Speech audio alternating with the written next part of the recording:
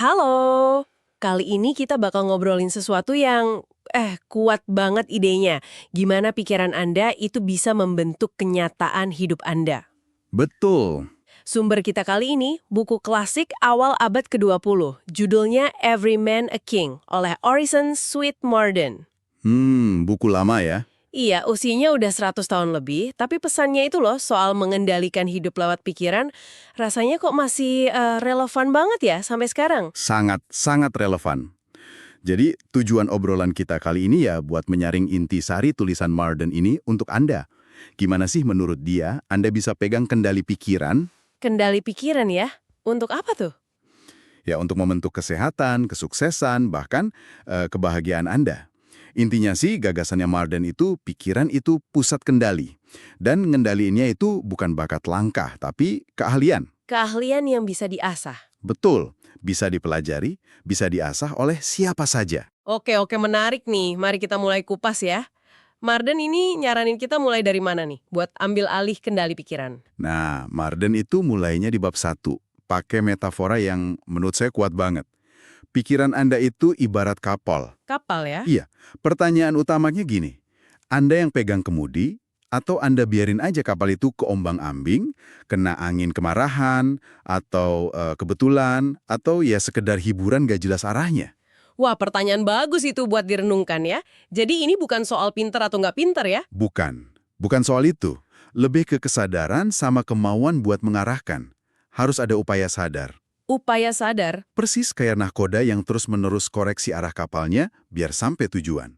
Tujuannya apa? Ya kebahagiaan, kedamaian, sukses, gitu. Atau kayak pemahat. Setiap pukulan pahatnya kan ada tujuannya, membentuk patung sesuai visinya. Jadi setiap pikiran kita ikut membentuk hidup kita gitu ya? Tepat. Marden bahkan sampai ngutip Ella Wheeler Wilcox, pikiran adalah nama lain untuk takdir. Kecil atau besar, pikiran Anda itu ngebentuk hidup Anda. Dalam banget ya. Terus Marden ini juga bawa argumennya ke ranah fisik kan? Gimana dia coba buktiin hubungan pikiran sama tubuh. Kedengerannya agak aneh mungkin ya buat orang zaman dulu. Nah, ini bagian serunya nih. Dia menyajikan apa yang dianggap bukti ilmiah di awal abad 20. Perlu kita ingat konteks zamannya ya. Oke, gimana tuh? Dia ngutip eksperimen Profesor W.G. Anderson dari Yale. Coba bayangin, ada mahasiswa ditaruh di atas timbangan supersensitif, seimbang gitu. Terus? Terus diminta ngerjain soal matematika, tapi cuma di dalam pikiran. Hasilnya, bagian kepala timbangan langsung turun. Serius? Artinya cuma mikir aja udah cukup bikin darah lebih banyak ngalir ke otak sampai ubah keseimbangan fisik gitu? Itu klaimnya Marden waktu itu. Bahkan cuma ngebayangin senam kaki aja, katanya bisa geser pusat gravitasi tubuh karena darah ngalir ke kaki. Wah, Ada lagi, Profesor Elmer Gates. Marden ngutip dia juga. Katanya Gates berhasil nunjukin, ini klaim awal abad 20 lagi ya, kalau emosi kayak marah atau sedih itu ngasilin semacam residu kimia beda di napas yang dikondensasiin. jadi intinya Marden pakai contoh-contoh ini buat nunjukin keyakinannya ya? Betul, buat negasin kalau pikiran itu punya dampak fisiologis langsung. Dan terukur menurut dia saat itu. Oke, selain eksperimen-eksperimen yang ya mungkin kita lihat dengan kacamata sekarang agak gimana gitu ya, Marden juga pakai contoh dari kehidupan nyata kan? Iya banyak contoh dari sejarah, kehidupan sehari-hari, buat nunjukin gimana pikiran bisa pengaruh ke kesehatan, bahkan hidup dan mati. Gimana contohnya? Dia berpendapat, pikiran itu bisa jadi akar penyakit, tapi juga jadi kunci sembuh. Dia kasih contoh drastis, kayak orang meninggal karena shock. Shock, maksudnya? Iya, pikiran atau emosi yang kuat banget, seolah-olah langsung matiin mesin tubuh gitu. Atau fenomena rambut jadi putih semua dalam semalam gara-gara sedih atau takut banget, kayak cerita Marie Antoinette itu. Wow.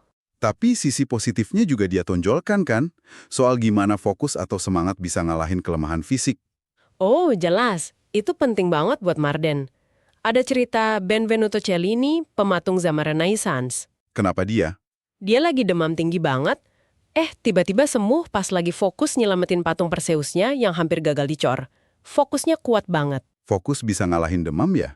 Atau contoh klasik yang sering kita dengar, ibu-ibu yang biasanya lemah, tiba-tiba bisa angkat benda berat buat nyelamatin anaknya dari kebakaran. Ah, iya.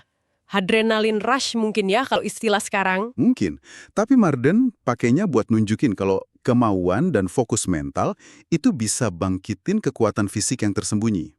Dia bahkan ngutip dokter top zaman itu, kayak dokter William Osler, yang ngakuin kalau keyakinan pasien itu perannya besar banget dalam penyembuhan. Jadi buat Marden, kondisi mental itu bukan pelengkap aja ya, tapi faktor utama dalam sehat dan sakit.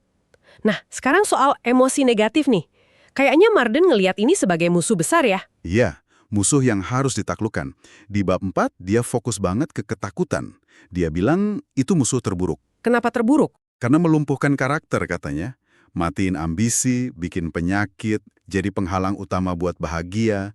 Dia bahkan agak keras mengkritik gimana ketakutan itu sering ditanamkan dari kecil. Waduh, terus gimana caranya ngadepin si monster ketakutan ini menurut Marden? Cuma mikir positif aja gitu? Nggak sesederhana itu sih.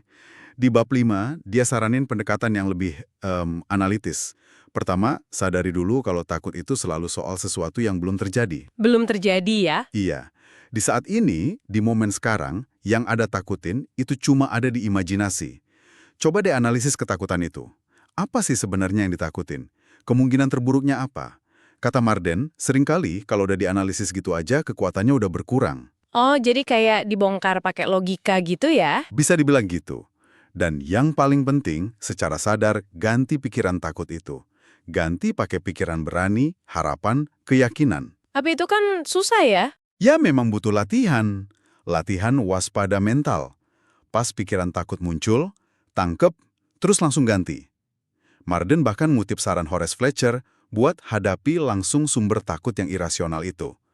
Kalau takut sesuatu, ya hadapi. Biar terbukti nggak berdasar. Menarik. Selain takut, ada emosi lain yang Marden anggap mematikan. Ada beberapa.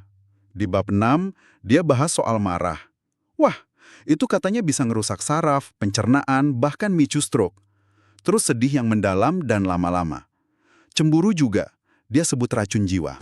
Cemburu. Iya, bahkan gembira mendadak yang ekstrem juga bisa bahaya katanya. Terus di bab 8, dia nyerang pesimisme. Pesimisme. Kayak gimana tuh? Ya, kebiasaan mental buat selalu ngeluh, nyari-nyari salah, ngeramal gagal melulu, ngelihat sisi jeleknya aja dalam segala hal. Wah, kayak negatif self-talk atau kebiasaan ngeluh yang kita kenal sekarang ya. Apa dampaknya pesimisme ini, kata Marden? Dampaknya double. Pertama, Anda cenderung narik apa yang Anda fokusin kan? Jadi pesimisme, ia narik pengalaman negatif. Kedua, ini jelek buat kesehatan fisik, bisa hambat penyembuhan. Terus? Ketiga, ia bikin suasana jadi nggak enak, menghalangi hubungan baik, menghalangi kemajuan diri sendiri. Solusinya, ia itu tadi, waspada lagi, ganti lagi pikirannya secara sadar. Oke. Kita udah bahas cara naklukin sisi negatif nih. Sekarang, gimana Marden saranin kita bangun kekuatan positif dari dalam? Misalnya ngendaliin suasana hati, gimana caranya? Nah itu di bab 7, menguasai suasana hati. Idenya lumayan radikal sih. Jangan jadi budak perasaan Anda. Maksudnya? Ya kalau lagi merasa murung, atau bete, atau kesel gitu, pakai kemauan keras Anda buat bertindak sebaliknya. Paksa diri senyum kayak, nyanyi kayak, atau lakuin sesuatu yang baik buat orang lain. Jadi tindakan fisik atau ubah fokus bisa mengubah emosi di dalam. Kayak fake it till you make it gitu ya, tapi pakai kemauan keras. Kurang lebih gitu. Intinya, latih diri Anda buat secara sadar manggil suasana hati yang Anda mau. Jangan pasrah aja sama perasaan yang datang. Tujuannya ya biar bisa kuasai diri, biar bisa fungsi optimal, nggak peduli lagi moodnya gimana. Oke, ini nyambung ya sama bab 9 soal kekuatan berpikir ceria. Nyambung banget. Keceriaan itu kekuatan, bukan cuma sifat bawaan. Iya, Marden ngelihat ceria itu aset aktif.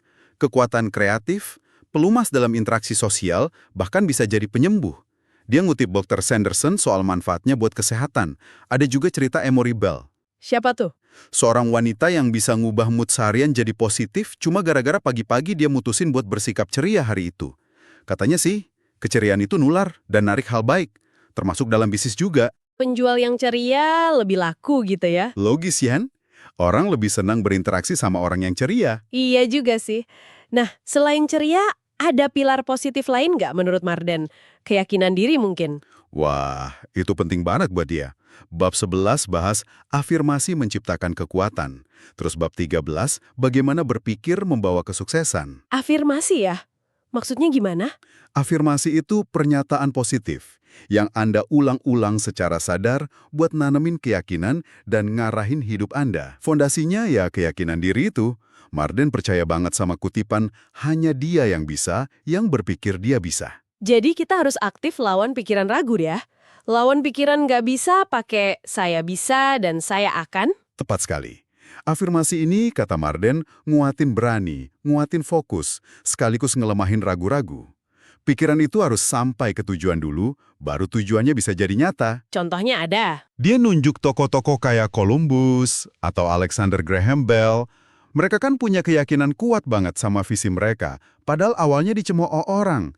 Nah, keyakinan itu yang melipat gandakan kekuatan mereka. Dan keyakinan ini nggak cuma ngaruh ke dalam diri ya, bisa keluar juga. Bisa banget.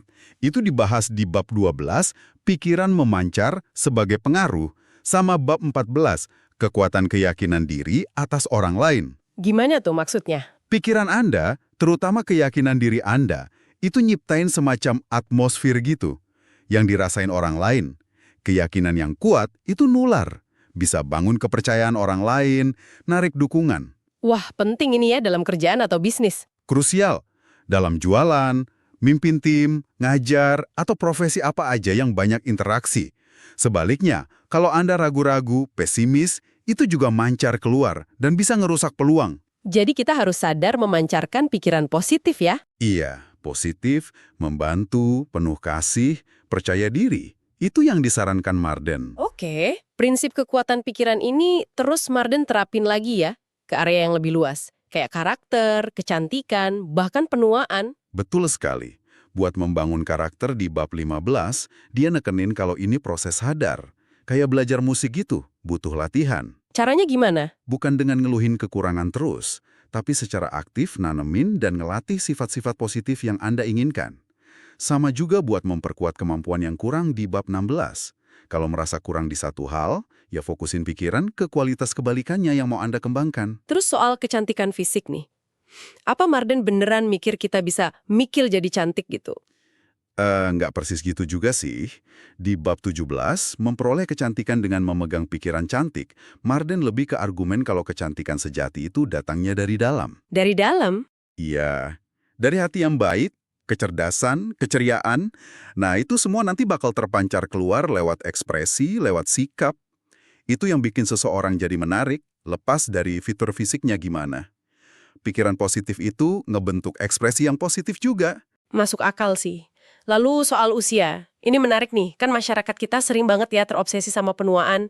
Nah, Marden justru nantang pandangan umum soal usia ini di bab 19. Jangan biarkan tahun berlalu. Dia bilang usia tua itu sebagian besar cuma kebiasaan berpikir aja. Kebiasaan berpikir. Iya, kuncinya itu nolak mentalitas, wah udah tua nih, udah menurun kemampuannya. Harus tetap aktif mentalnya, terus belajar hal baru, jaga semangat muda, optimis, penuh kasih. Contohnya ada nggak? Dia kasih contoh tokoh-tokoh yang tetap produktif di usia lanjut, kayak Sarah Bernhardt. Intinya, jiwa muda itu pilihan mental, bukan cuma soal angka di KTP. Ya, dengan visi soal manusia masa depan ya. Kayak gimana potretnya itu? Iya, di bab 21, Manusia Masa Depan. Dia menggambarin sosok manusia yang udah sadar penuh sama potensi ilahi dalam dirinya, udah terhubung sama apa yang dia sebut kekuatan tak terbatas. Wah, kayak gimana tuh manusia idealnya Marden? Manusia ini udah jadi penguasa pikirannya, bebas dari takut, penyakit, miskin. Hidupnya harmoni, berkelimpahan, penuh kedamaian batin yang gak goyah sama masalah luar.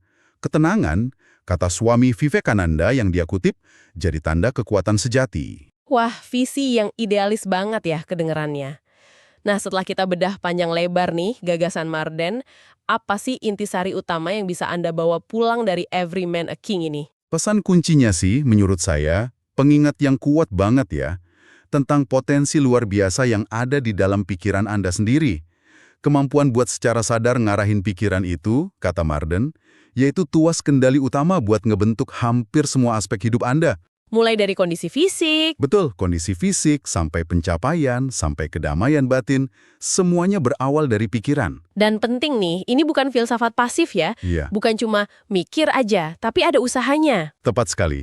Marden terus-terusan yakenin perlunya usaha sadar, perlu latihan yang konsisten. Latihan ya. Iya, ini soal ngebangun kebiasaan mental baru. Aktif nyetir pikiran, milih afirmasi yang nguatin, ngelatih diri ngusir takut dan pesimis, sengaja mumpuk ceria dan yakin.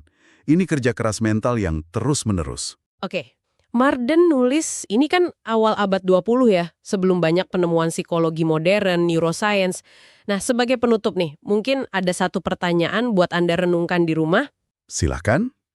Dari semua ide Marden soal ngendaliin pikiran yang udah kita obrolin tadi, pengaruhnya ke tubuh, emosi, sukses, bahkan penuaan, mana sih yang rasanya paling nyantol buat Anda?